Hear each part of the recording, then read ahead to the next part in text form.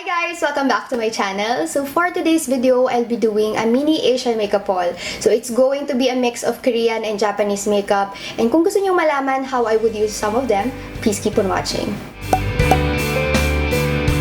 This is the box that I received from etstore.com, and sorry kung hindi ko na-pronounce na maayos yun, but I think it's French and ET ata yung basa dun. According to the postage stamp, this online store is based in the US and they sell a bunch of Asian makeup hoodies. Actually, wala na siyang laman sa loob kasi nilabas ko na, nilatag ko na dito sa vanity ko yung mga makeup items which I'm going to show you, and some of them itatry ko. Simula tayo sa primer, and I have this Kiana Pate Pore Putty Shokunin Makeup Base Clear. Hindi ko maintindihan, basta ang nakalagay lang dito na malaki is Pore Putty. It comes in this small squeezy tube and medyo isa-shake ko lang siya ng konti.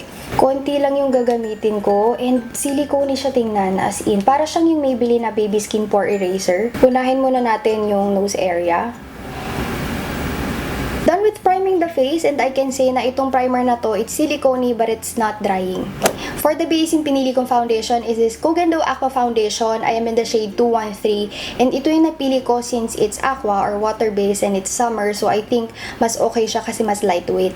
Binasa ko na siya kanina guys, and first time ko gagamit na ganitong shape ng sponge. This is the Mua I'm Sponge from ET Store. It's their own brand. Ang napansin ko lang sa sponge na to compared to the other sponges that I have tried, pagka idinidiin mo yung fingers mo, medyo mabagal siyang bumalik. Talagang bumabakat yung fingers. Pero natuwa ako kasi ito yung soft sponges that I like. Ayoko kasi ng matigas na sponge. Giving it a good shake, pero hindi ko alam kung magiging okay siya sa face ko since silicone yung primer ko and water-based to. Konti lang yung gagamitin ko ngayon kasi 1.5 pump. Okay na siguro yan. Mag-gym lang naman ako. Ito si foundation, and mapapa pa rin siya sa likod ng kamay ko pero hindi naman too runny. Hindi ko alam kung aling side yung gagamitin ko sa sponge. Itong rounded edge na lang yung gagamitin ko. Since it's summer, ayoko talaga nagsusuot ng makapal na base. And kadalasan, wala na lang talaga akong base. Sunblock na lang yun sa Catidal. Kasi ang init, tas ang lagkit sa pakiramdam pagka pinapawisan. Pero naririnig niya yun. Ito ba yung tamang side na gagamitin sa sponge na to for base? Kasi, ayan o, naririnig nyo. I've used 1/3 of the foundation, and as you can see guys, kita pa rin yung blemishes ko. Pero konti lang naman kasi talaga yun. So, I think sheer coverage. Magaan lang siya sa face. Hindi rin siya malagkit. And siguro na rin dahil dun sa primer. I added more pumps, but I think it's still almost to a medium. Hindi pa rin siya totally medium.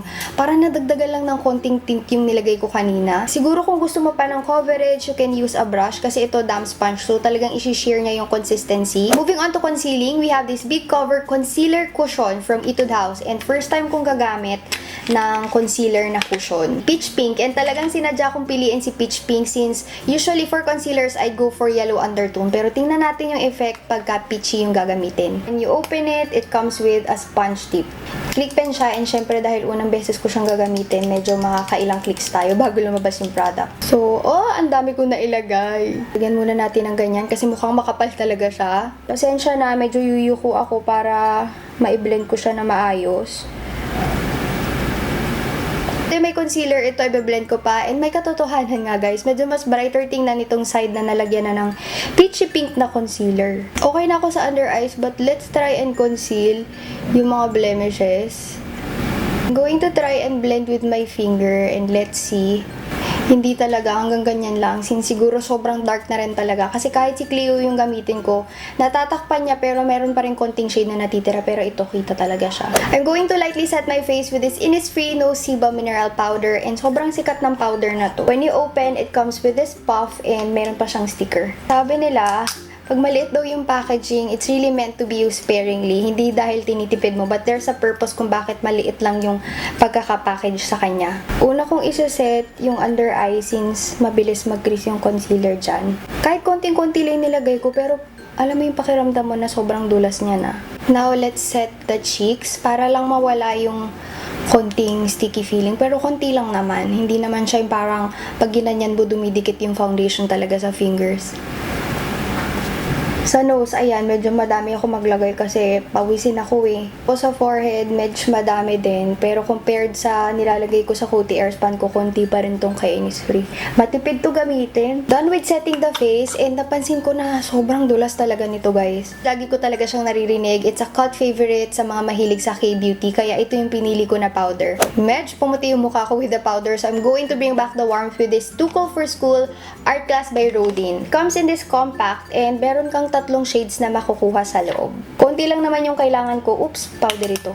Konti lang yung ilalagay ko since hindi naman talaga tayo magko-contour. Gusto ko lang na mabalik yung parang glow ng skin kasi parang ang puti lang niya talaga ngayon. I mixed everything in this pan, and as you can see guys, sobrang subtle talaga niya, as in konting-konti lang. Siguro kung gusto niyo pang i-darken, just use yung last 2 shades or kahit yung last shade. But I have medium skin tone, and I think this is perfect for bronzing sa akin pag pinaghalo lahat. Konting-konti lang siya.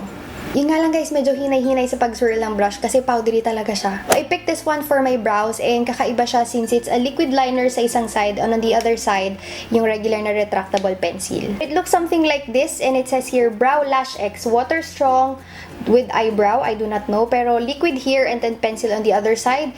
Pero nagtaka ako, walang takip itong si pencil, as in, ganyan lang talaga siya, tapos lalabas na yung pencil. Oops, nahulog yung pencil. Wala rin siyang kasamang spoolie, so gumamit ako na iba to brush yung aking brow hair.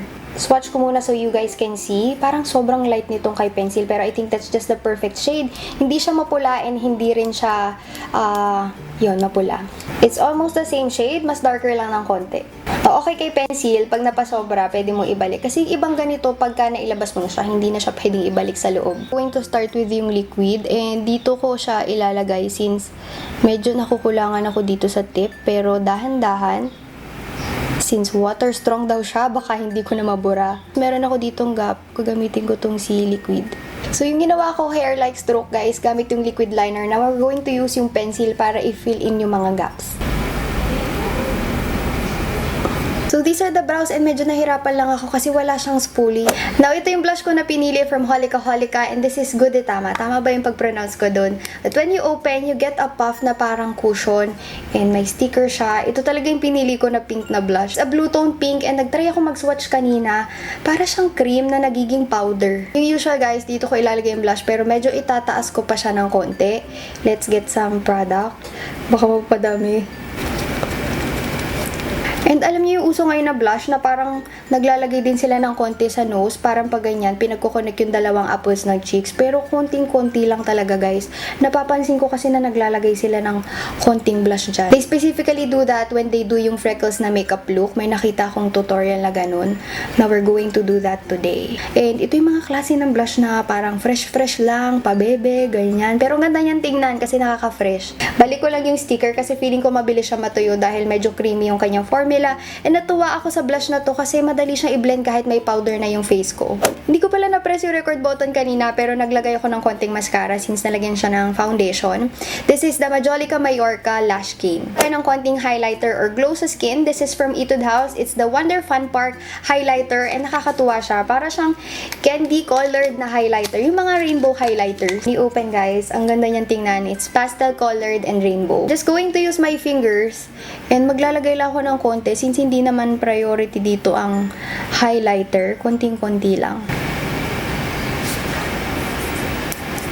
Nag-crease pa din yung concealer ko, so nagdagdag ako ng konting powder pa. You think ang ganda niyang tingnan sa skin o fun siya tingnan dahil it's rainbow, it's pastel colored, pero hindi siya gaanong halata. For the lips guys, I'm going to use this Etude House Twin Shot Lips X Tint. Merong dalawang shade, pink and red. Pag inopen mo siya, dito lang siya pwedeng i-open sa side na to.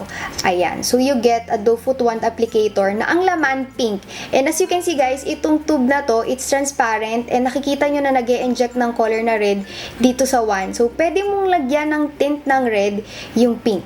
Ang bango niya, amoy siyang bubble gum. Pero ang gagawin ko guys, I'm going to use this pink one first, and then later mag-i-inject tayo ng red. So it's fun kasi parang may inject part pa. Super dry ng aking lips, as in. Tapos ngayon, i-click natin siya dito sa ilalim para may lumabas na red. Wait lang, baka mapasobra. So ayan na, lumabas na yung red.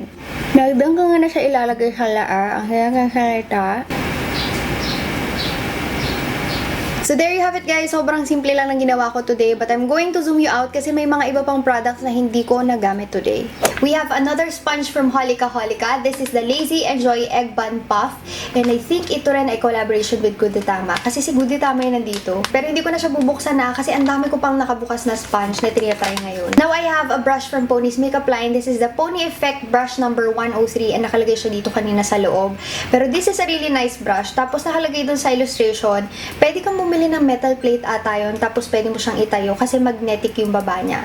Ang lambot ng brush na to guys and hindi siya prickly sa pakiramdam. You can use this to put on your blush, pwede rin pang contour or kung tinatamad ka, pwede na rin pang highlight yung tagiliran, parang ginagawa ko. Pag tamad ka talagang maglinis ng brush mo, talagang maiisip mo na multi-purpose lahat ng brush. Next, we have this 20 colors eyeshadow palette from Dear Laura and I'm not big on palettes like this kasi shimmery siya mostly. Pero meron ding isang matte na brown, pero ayan siya and we have 20 colors na eyeshadows and a sponge applicator. Last item na hindi ko nagamit is this 3CE style na the creamy waterproof eyeliner. This is just a regular na creamy eyeliner na kulay black and na-swatch ko na siya kanina. Ayan siya. Isa sa retractable so iikot mo lang siya and to sharpen, meron siyang kasama sa dulo. Usually talaga pagka mga Korean goodies, mahilig silang magsama ng samples and I got some samples here. Tapos may binigay din na sticker. Sana na-enjoy nyo guys yung aking mini haul for you and if you like something dito sa video na to, I'll be putting all of the links of the products in the description box below so you guys can check it out. Again, all of the products in this video is from etstore.com. Maraming salamat sa panonood and if you like this video, kindly give it a thumbs up, comment, and subscribe. Thank you for watching. Bye!